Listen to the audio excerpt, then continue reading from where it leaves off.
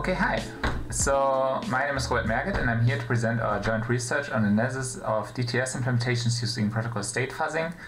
This is a joint research effort by Paul Fitero-Brostein, Bengt Johnson, Jorite Rüther, Konstantinos Zagunas, and Jura Zamorowski.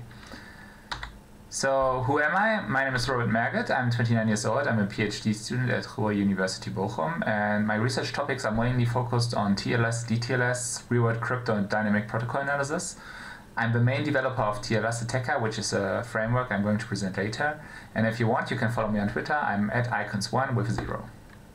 So what is this talk about? So most of you have probably identified the word fuzzing in the title. So fuzzing is a concept of throwing a bunch of inputs to a program, usually also called system under test, and then hoping that it somehow crashes.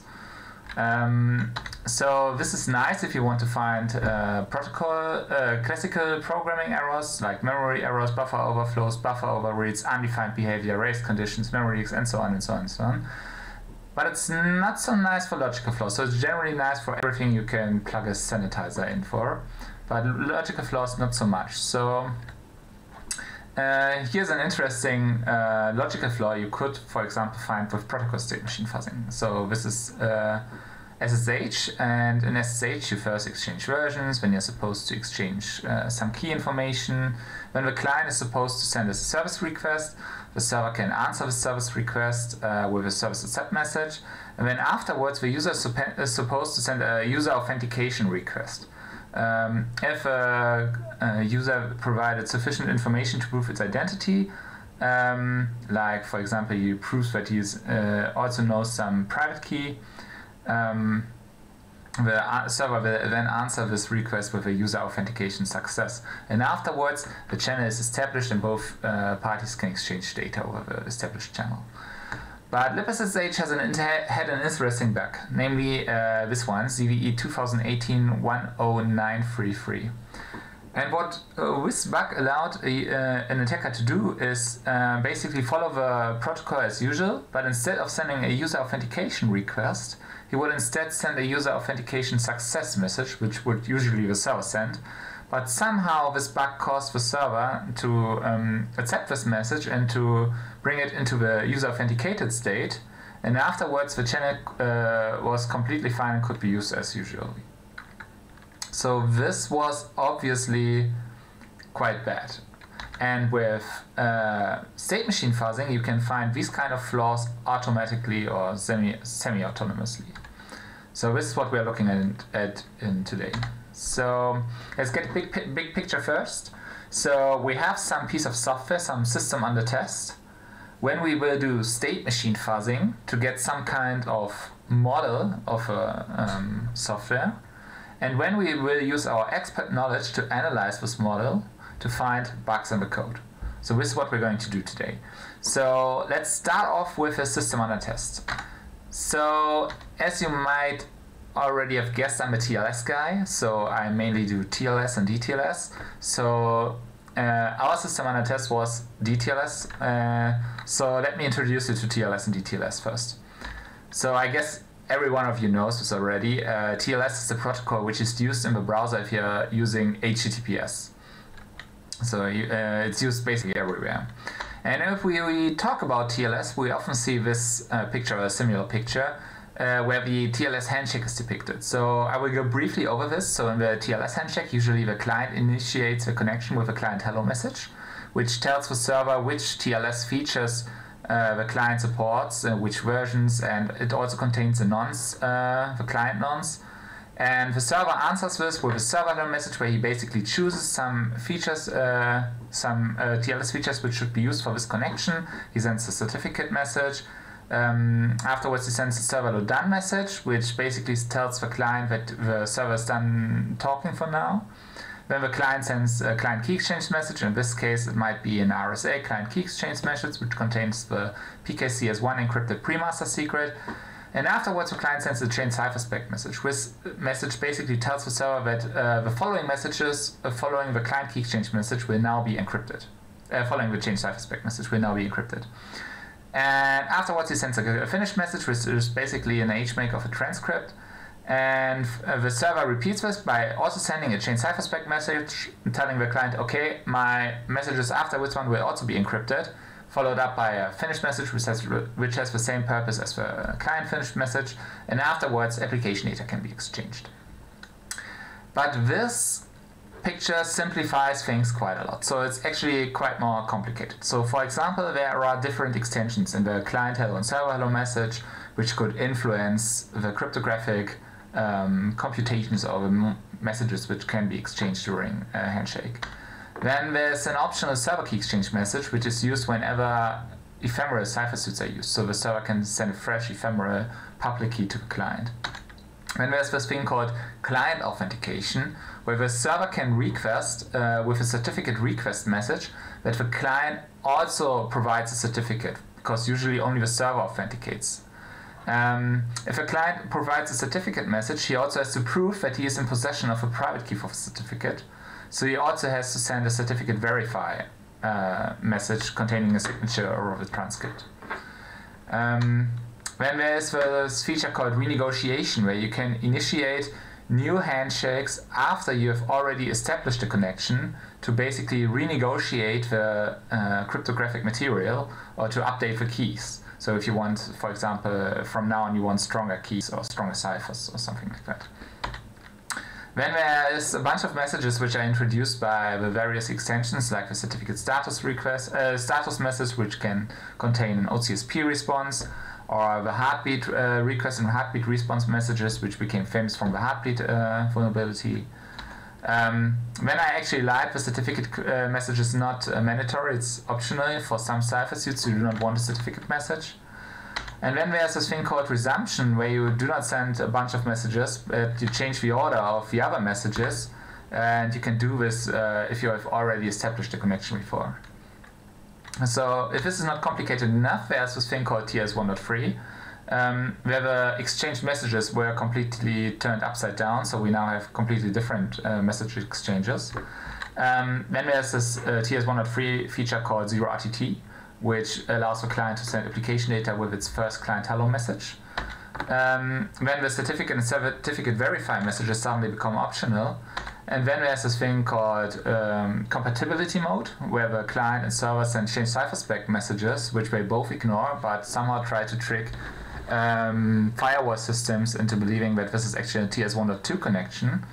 And then there's this thing called hello retry request, where if a client gets the group which should be negotiated wrongly, the client has to try again, and these hello retry request messages are actually hidden as server hello messages. So I did not talk about TLS 1.3 client authentication yet, so there's also this thing called TLS 1.3 rekeying, and we did not talk about session tickets in TLS 1.3. So you might have already noticed that this gets quite complicated, so there are quite a lot of messages which could be exchanged within a TLS connection.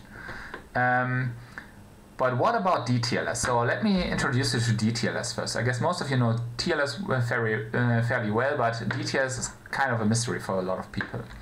So DTLS is TLS for UDP. So this means that the handshake still has to work if packets get lost, if they get reordered or retransmitted, or if the packets contain bit flips.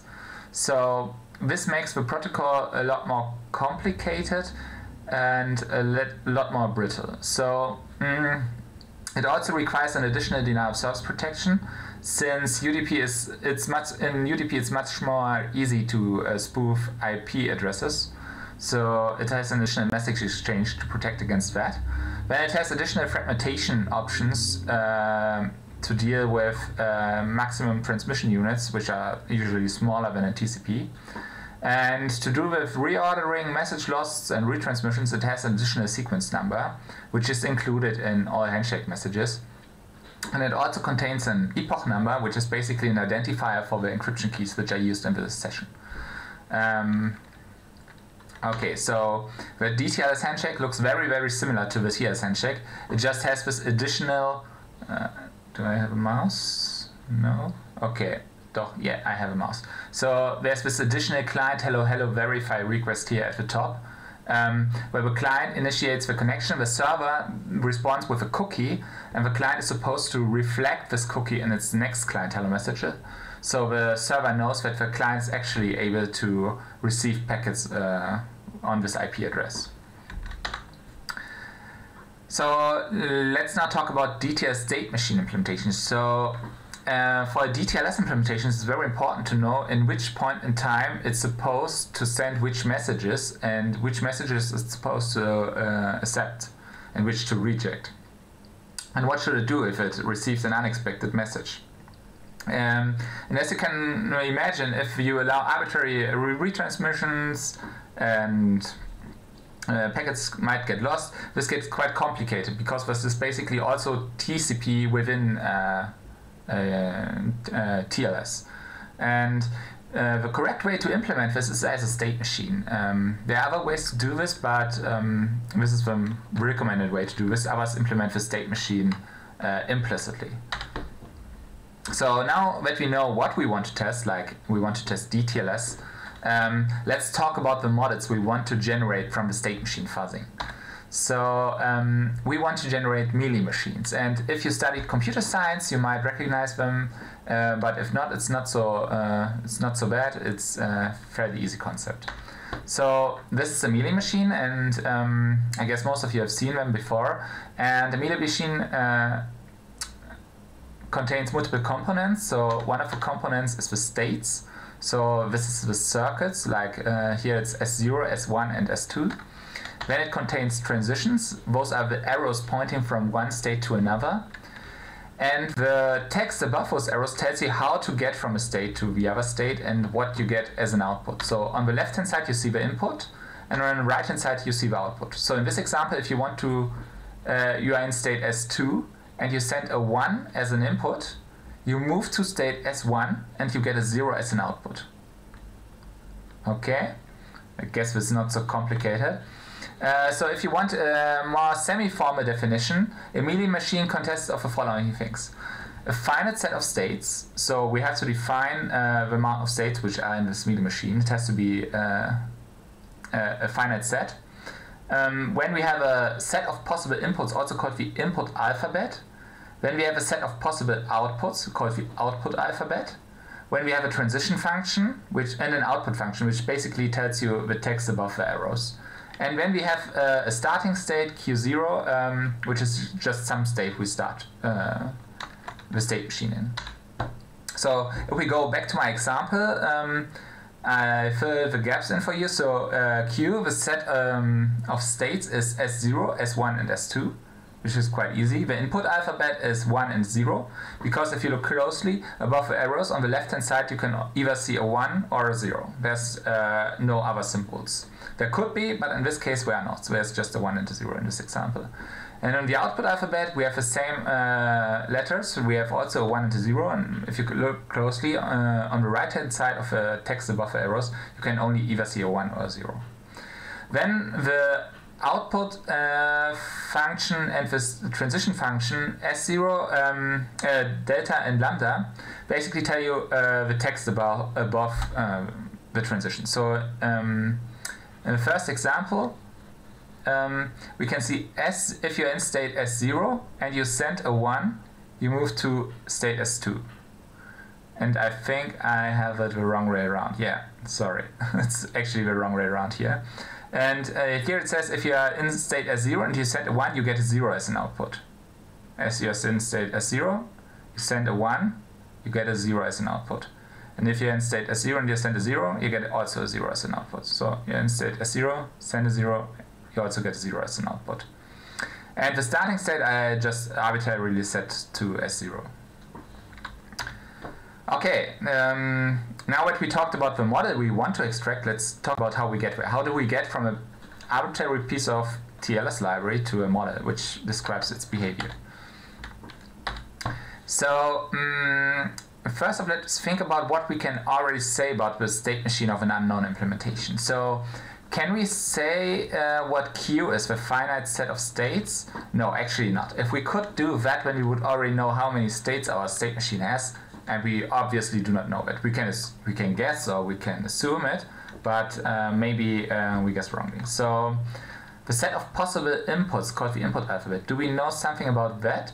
Yeah, actually we do. Like we can define the messages we want to see in the state machine which we want to extract. So we can say, oh, I want to see a client hello message, and I want to send a client key exchange message, I want to send a change cipherspec message, and so on.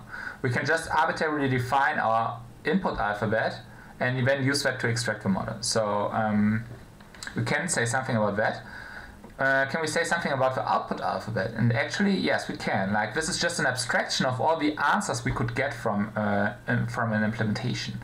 So we just have to make sure that our output alphabet is deterministic. But other than that, we can define something which we can see as an output. The transition functions, output functions are obviously unknown. If we would know these, we would know basically all the other things. And as the starting state, yeah, we can think of a state where we start. So this is implicitly given. So this is not super hard to come up with. We start at some state. Okay. So let's talk about the input alphabet. The input alphabet is an abstraction of all the TLS messages we want to see in the model. In our case, we analyzed server libraries, so we only want to see want to use client messages in the study. So what we did is we added the client hello message to our input alphabet, the client key exchange message, the change cipherspec message, the finished message. And with this, we could already create a TLS connection, but we wanted to add more input symbols so we could get a more throughput analysis of implementation. So we also added application data, where we sent some dummy data. When we added a certificate and an empty certificate message, when we added a certificate verify message, and with these messages we can already now do client authentication. But we also added two more symbols, namely an alert with a close notify, which basically tells you how close the connection, and an unexpected message alert, which tells the other party that we received an unexpected message. We also added variations of a client hello and client key exchange messages to our alphabets, so we can model different cipher suits at the same time. For the output alphabet, this is, as I already mentioned, an abstraction of all the TLS messages we want to receive from the target, and this can be generated at runtime. So as long as it's deterministic, it's not a problem to generate this at runtime. So you do not need to have all the possible answers from the implementations, but it does not hurt if you do. So, okay, now that we know the input alphabet and the output alphabet, and we have some system on a test, we now want to generate a mealy machine from that. And the general high-level view of what we are doing is we start with an empty mealy machine, so there's just a state Q0. And then we will try to improve this mealy machine so it models the behavior of a program better. Yeah? And after a while, if we think we have done a good job in improving our model, we will try to test our model. So we will pass it to a test algorithm, which will try to find a counterexample to the model. So he will try to try different sequences within the model and try to find a contradiction. And if this test fails, it goes back to the improvement stage. So the model gets improved and improved until the improving stage thinks it's done a good job. And then pass it again to the test model stage where it's tested. And if no contradiction can be found, then the test is passed and the finished mealy machine is returned. So this is what we are going to do now.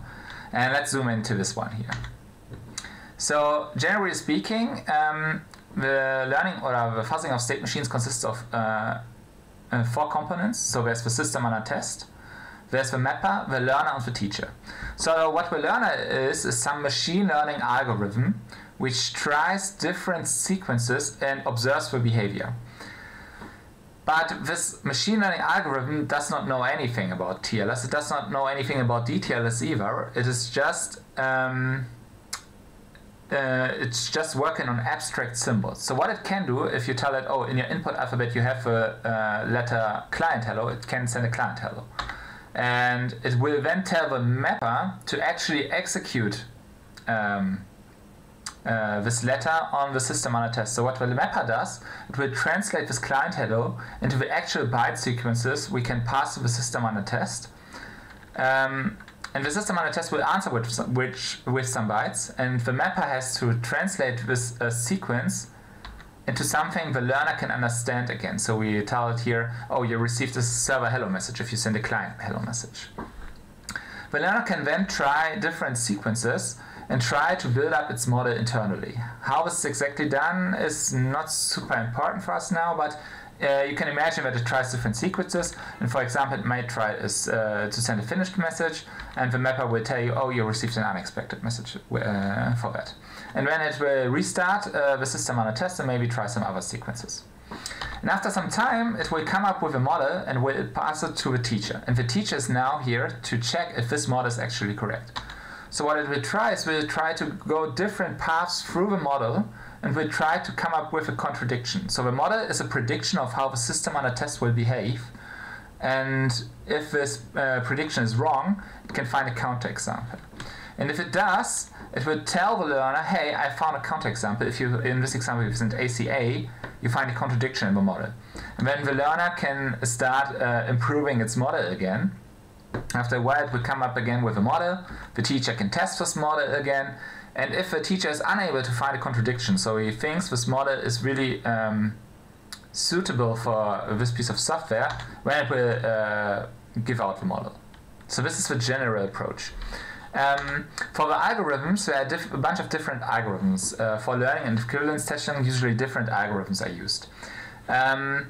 I will not go into the details of those, mostly because I don't know them so well either, but if you're interested in them, you can look them up.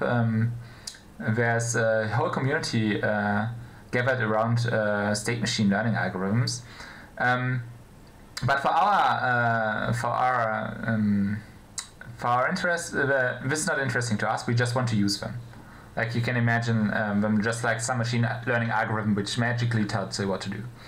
For the learning algorithms, the L-star and TTT algorithm are very interesting. For the equivalence testing, the V method, WME method, VP methods were all very interesting equivalence testing algorithms, and you can also combine these algorithms usually. So now that you know something about state machine fuzzing or state machine learning, and you know something about DTLS, let's talk about DTLS state machine fuzzing. So what you need to do if you want to actually do state machine fuzzing, you need to instantiate the primitives on the right hand side. So for the learner, we used LearnLib, which is an open framework for automata learning. It implements various algorithms which you can use, like the algorithms I showed on the previous slide. And in our case, we used for the learning algorithm, we used the TTT algorithm, and for equivalence testing, we used the VP and VP random methods. And LearnLib is actually developed by the Technical University Dortmund, and it's actually a quite mature library, and you can find it on https://learnlib.de. So for the mapper, we use TLS-Attacker, which is the framework developed by us. And TLS-Attacker is a flexible framework which allows you to send arbitrary TLS messages or DTLS messages with arbitrary content at an arbitrary point of time. So it's specially designed to analyze TLS or DTLS libraries. You can actually use TLS-Attacker as a framework library, so you do not need to work with pre-built applications. And this is actually what we did for this paper. So we actually built another tool on top of TLS-Attacker, which then controls TLS-Attacker to send the correct messages. TLS-Attacker supports almost everything there is in TLS. It supports 300 plus cipher suits, it supports all the versions, it supports 30 plus extensions, and it supports client server and manual support. And it has already quite a track record of found vulnerabilities, including but not completing OpenSSL, BOTA, MatrixSSL, JSSE. The list is very long. And it's open source, you can find it on GitHub, it's available under the address below. So now the last component we need to instantiate is the system on a test, and for this we use various DTLS server implementations. We try to use some very well-known ones like GNU-TLS or JSSE or OpenSSL, but we also try to use some smaller DTLS implementations like Pion DTLS or Scandium or Tiny DTLS to get a good picture of the DTLS landscape. So we also tried to instantiate each system under test in different configurations. So we tried with and without the client authentication and with different key exchange modes. So because there might be a difference if you're using RSA when you are using elliptic curve, for example. Okay, now let's go get to our results. So this table shows you basically, it's directly from the paper. It shows you an overview of all the experiments conducted, or all the experiments which resulted in which terminated. And what you can see is here, very interesting, the final number of states. So as you can see, the number can get quite high, so 29, 11, that's quite high, or here it's 66. So this can get quite complicated in contrast to the toy examples I've shown you before. And it's also unintuitively high, and this is partially due to the design of DTLS. Here you can see the number of hypotheses we required, so this is basically the number of iterations we had to go through this learning process to come up with a final model. And the last thing I want to point out is the time it took to learn those models, and it can take quite a while. So I think the fastest one are like 6 hours or 5 hours, but the smallest one are yeah, that's a lot of hours. It's like, yeah, I'm not doing the math now. Okay, it's a lot of hours. So this can take quite a while, but you also have to keep in mind that this has to be done only once per implementation. So it's not something you do during a pen test maybe, but it's more something you do during before you release a new version of a TLS library or DTLS library. Okay, now that we have extracted models, we can now use our expert knowledge to find bugs in those models. But how do bugs actually look like? So our expert knowledge basically tells us which messages are you supposed to send when and to receive when. So you just have to know how DTLS libraries react in general. So you can look for unexpected transitions, or missing transitions, or unexpected alert messages and stuff like that. And if you see something like this in the model, you can then investigate and try to find out what's the reason behind it, and if it's benign or if it's actually a vulnerability in the code. Okay, so let's now look at some bugs we found with state machine fuzzing. So this is a model of Pi on DTLS. It's extracted with client authentication set to required. So I'll briefly walk you through this. So the blue arrows basically tell you which messages you are supposed to send in this model and where you should end up. So if you start in state as 0, you should usually send a client hello message. You will get a hello verify request as a response. Then you're supposed to send another client hello message containing a cookie, and you will get a server hello certificate, server key exchange certificate request, and server done message. When you send a certificate message with an RSA certificate, you get no response. This is expected. When you send a client key exchange message, still no response, also expected. When you are supposed to prove the possession of a private key by sending a certificate verify message, but as you can already see, you can actually cheat. You can actually directly send the CCS message, which you actually suppose in the next state. So you can skip the certificate verify message for now, but as you can see in state S7, you have to send it before you can finish the handshake. So you can just change the order of the CCS and the certificate verify message. And if you send the CCS message, you can then send a finished message, and afterwards you get a CCS and a finished message, and from that state on you can exchange application data. But there's another path. Here we're in state 4, so after you send the certificate verify message, you can also move to state 10 by sending a finished message, and you get a CCS and a finished message. So what you're actually doing is you're skipping the CCS message. And let me show you that in the next slide, how this looks like. So this is how it's supposed to work. I removed the client authentication to make it a little bit more readable. And I this time also added the epoch numbers. So the epoch numbers basically tells you with which keys the messages are encrypted. An epoch number of 0 tells you the message is not encrypted. An epoch of 1 means it's encrypted with the first negotiated keys. And as you can see in the expected handshake, the finished message and the application data message both have epoch 1 because they are sent encrypted. But if I skip the change cipherspec message, suddenly the finished message and the application data message are not encrypted anymore, but the application was still fine to send change cipherspec and finished message in response. So this is not directly a vulnerability yet, because an attacker cannot drop the change cipherspec message and craft a valid finished message. But in some scenarios it might be, for example, if you're using null encryption. But this is still not nice to have in a DTLS implementation, at least. But what we did when we saw this is we looked a little bit to the left and to the right of this bug to see if we could actually exploit this. And one way we found to exploit this actually is to leave a change cipherspec message in and therefore increment the epoch number of a finished message, but actually downgrade the epoch number of the application data message. And Python DTLS was completely fine accepting this application data message as if it were encrypted. So this is quite bad because it allows an attacker to inject arbitrary plaintext. He can just send at any point after the handshake, he can just send application data with epoch 0 and the server would accept this. So this is obviously unwanted. However, this attacker would not be able to read the answers. So this might not break confidentiality in all cases, depending on the application. This can be just unwanted, but it could also be very, very terrible. Then there's another model, and this is from another bug also. It's JSSE in Java 12. And it's also another model with client authentication. And as you can see, this model gets quite more complex because this model is actually an unedited version of a model. What you can do is you can try to stare at it for hours, as I did. I think I spent like 24 hours staring at this model. And maybe you can see a bug. Maybe you can't yet.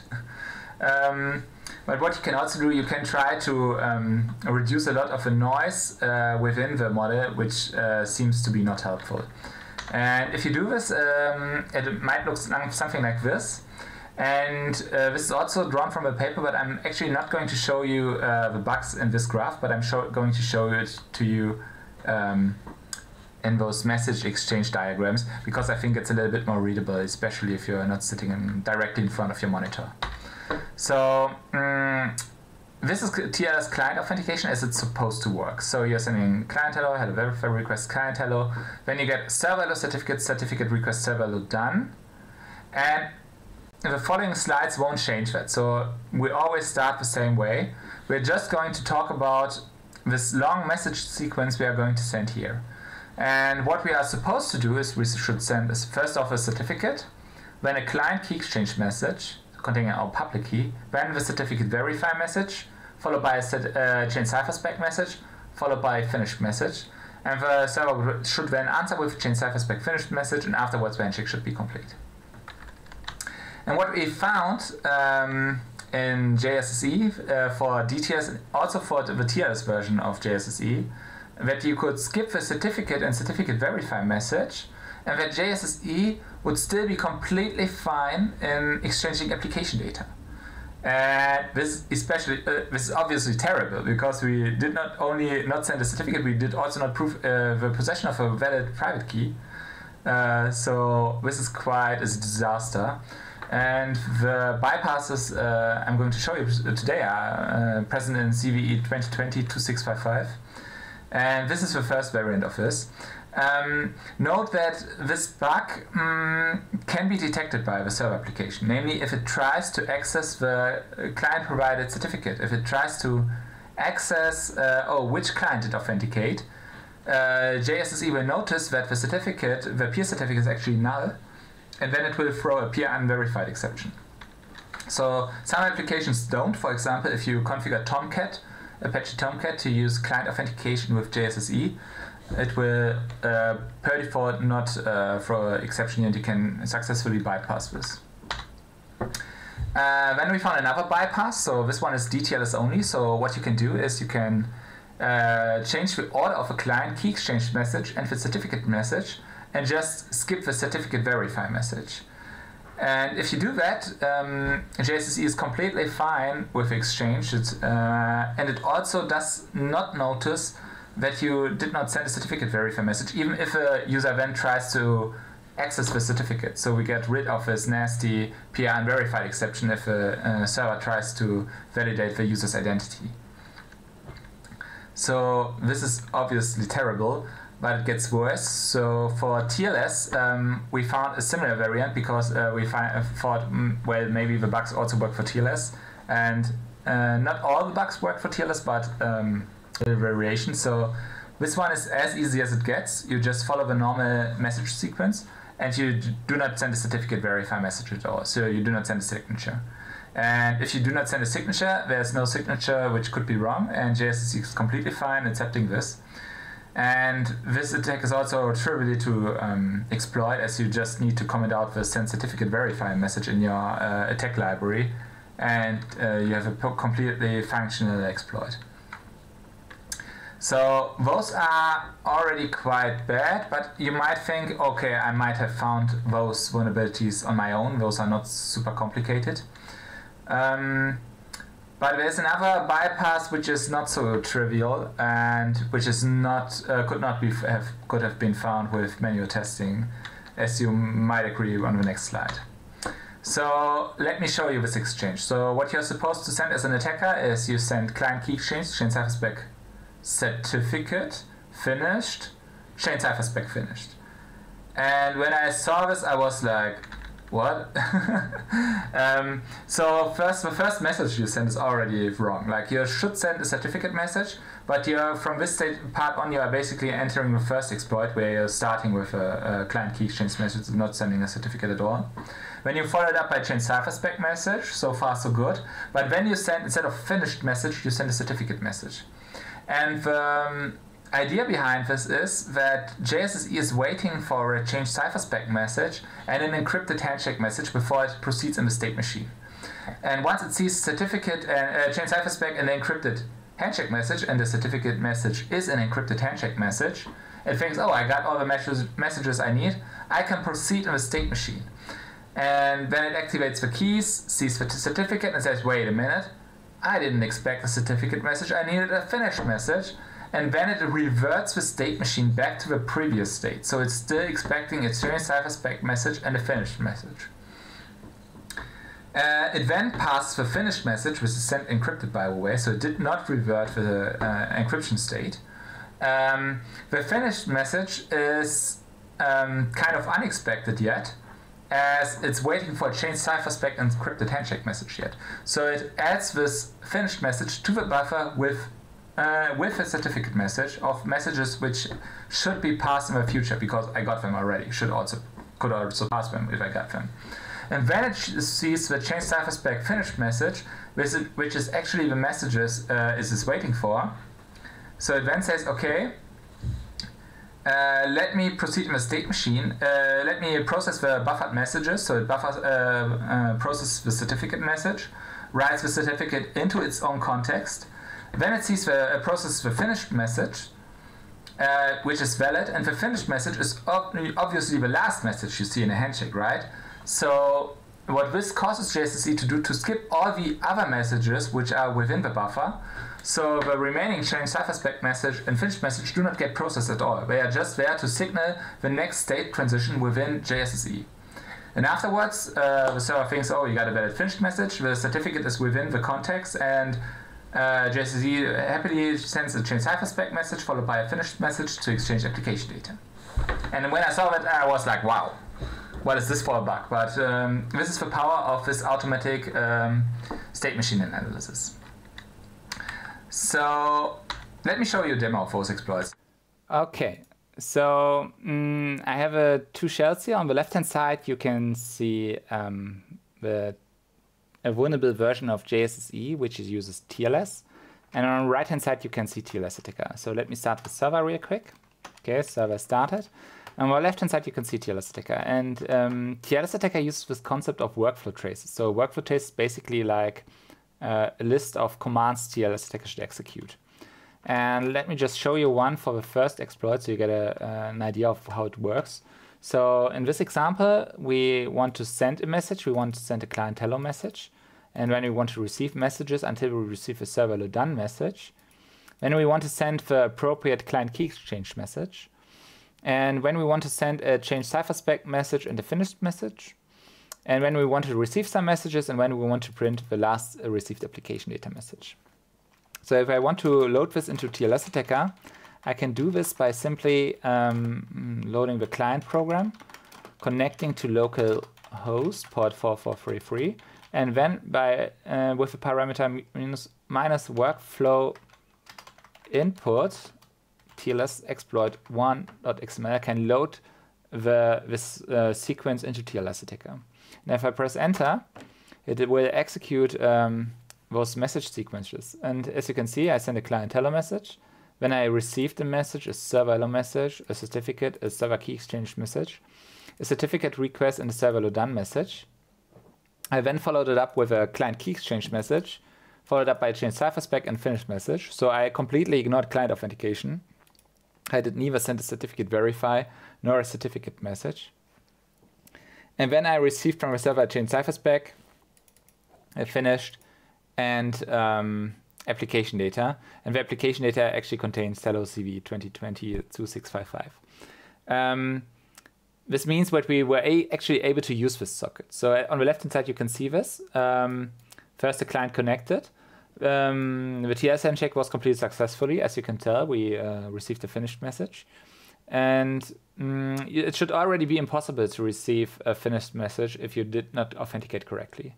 But within JSSE could point out client authentication connection is valid, true. The connection needs client authentication, true.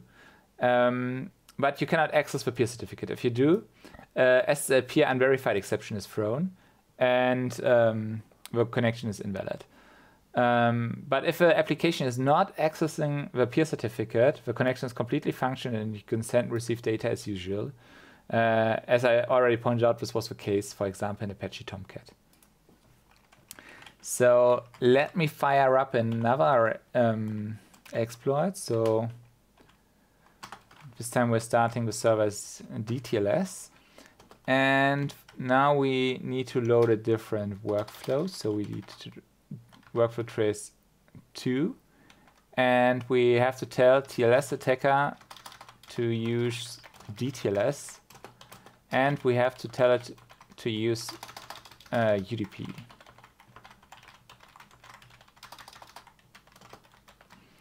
And we have to tell it to send which certificate to send. So we will send this one. And with this workflow trace, we send a client hello message. We send receive a hello verify request message. We send another client hello. We receive a server flight. And when here we exchange the order, we first send the dynamic client key exchange message, and afterwards we send the certificate message, followed up by a change cipherspec finished. And the server answers with a change cipherspec and finished message, and also with application data. And as you can see, we can print this application data. On the left-hand side, you can actually see the certificate retransmitted. And for the server, it's completely transparent whether we did not send a certificate verify message. There's now no way for the application to know that we cheated here. Okay, let me fire up another TLS exploit. So we will not use the DTLS part, but we will use the TLS exploit.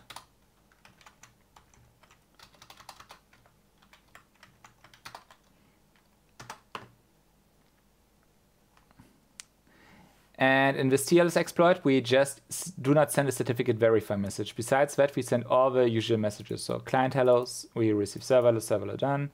Certificate, we send a certificate message as we are expected. We send the client key exchange message as we are expected.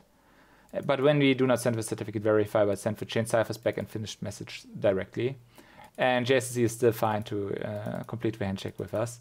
And we are able to exchange application data. And from JSSE's point of view, no exception is thrown.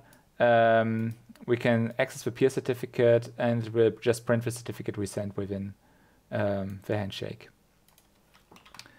So now let's go to the weirdest exploit. I'm going to show you the workflow trace real quick. So this is the weird one I talked about before.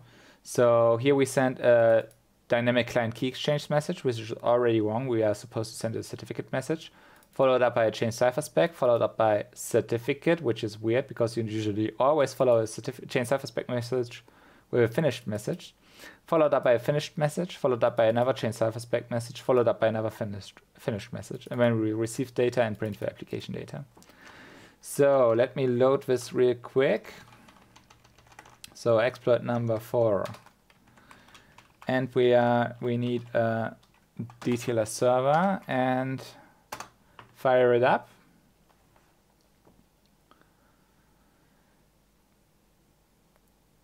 And as you can see, we send client hello verify request client hello. We get the usual messages from the server. And when we send client key exchange, chain cipher spec, certificate finished, chain cipher spec finished. And magically the server sends chain cipher spec finished, application data. He actually sends 2 chain cipher spec messages on purpose. JSSE does this if you do not deactivate it within the code to avoid retransmissions. But as you can see, the application data was successfully transmitted, and on the server side we can actually see the transmitted certificate. Okay, and with that I go back to the presentation. Okay, so what I showed you was the first application of protocol state fuzzing in DTLS, and we were able to find some quite critical vulnerabilities in the code. And this also affected non-DTLS code, as a lot of implementations share the code because the protocols are so similar. But this also means that if you would have used TLS state fuzzing, you would have also found at least the JSSE vulnerability. And since nobody but us found it, it shows that this technique is underused. Nobody's using it at the moment. It seems that this is just a technique that some scientific people are sometimes using to write papers, but a lot of bug hunters are apparently not using it, and also JSSE is not using it, although there was a paper by Jori de Ruta a few years ago which did exactly this, also in Java, so the Java guys could have known that, but apparently they don't use it. And hopefully I convinced you that protocol state fuzzing is actually a nice technique to find some very critical bugs. But in general we need more automation in this. So this was just another one shot into this direction. It would be nice if this could be continuously used to continuously monitor the TLS and DTLS implementations. And we are actually working on that, so we hope to be able to do that in the future. So, since we couldn't have RuhrSec, if you have questions, you can contact me either via mail or Twitter. So at Twitter I'm at icons1, and via mail you can contact me at robert.merget@ruhr.de. And if you want more details, so I had to skip a lot of stuff, a lot of details, bugs within the TLS and DTLS implementations. But if you want to read up on them, there's a QR code which links to the paper, and you can also find it on the Usenix website. And with that I conclude, and see you at RuhrSec 21. Bye!